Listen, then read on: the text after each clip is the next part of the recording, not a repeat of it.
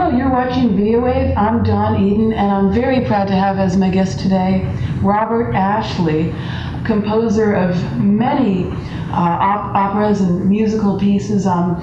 Most recently, Improvements, Dawn Leaves Linda, an opera made for television, which can be heard on the None Such Records CD of it that just came out. Thanks so much for coming down to be with us today. Thank you, Dawn, for having me. We're about to see a clip from Perfect Lives, an opera that you wrote a few years back.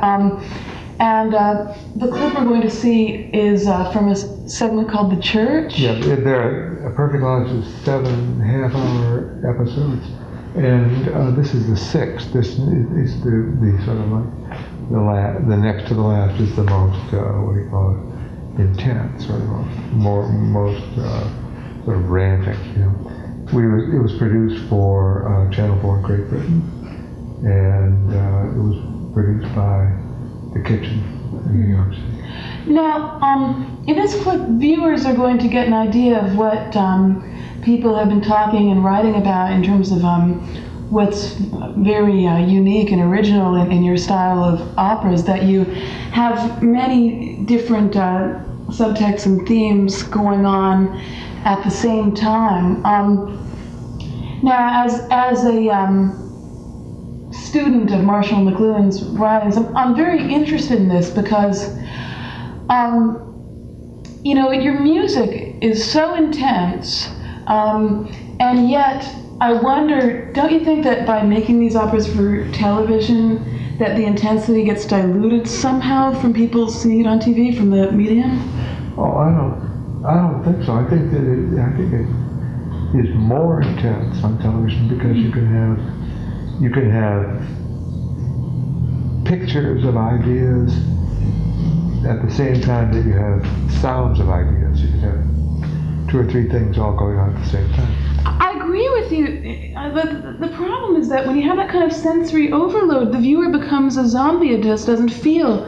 Whereas if you have less stimuli for the viewer and listener, then the viewer and listener has to put himself into the picture more and work harder. Oh, I agree. I mean, it would probably be better. They'd probably be much better pieces if they were sort of simpler. I don't mean to say that. But I mean, I just think that they're sort of made for they're made for that kind of intense viewing. You know, I think it's nice for people to have that possibility open to them.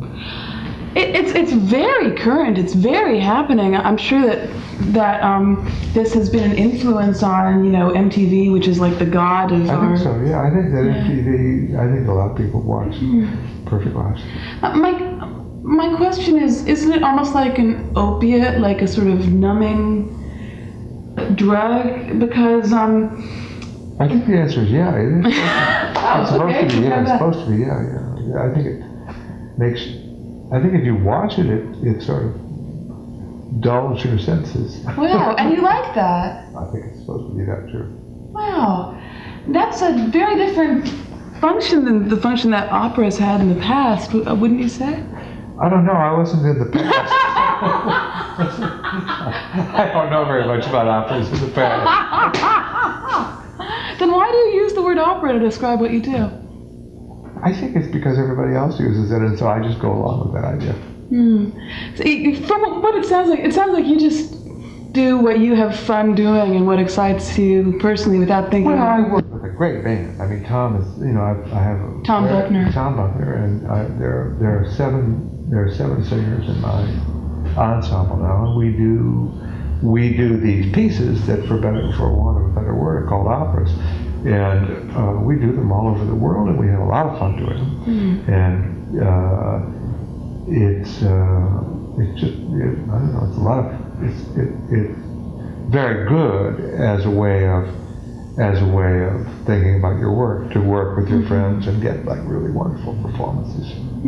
It's interesting. So what you do, like, sort of fulfills 2 ends, in the sense that it's something that's fun or exciting or interesting for you to create, and something that people can get excited or intrigued by watching. Yeah, the audiences, when we do it on stage, the audiences have a good time. But I mean, the creation is almost a part of the final result in terms of the energy used in the creation has to show. Yeah. Well, there's a lot of people, the singers have a lot of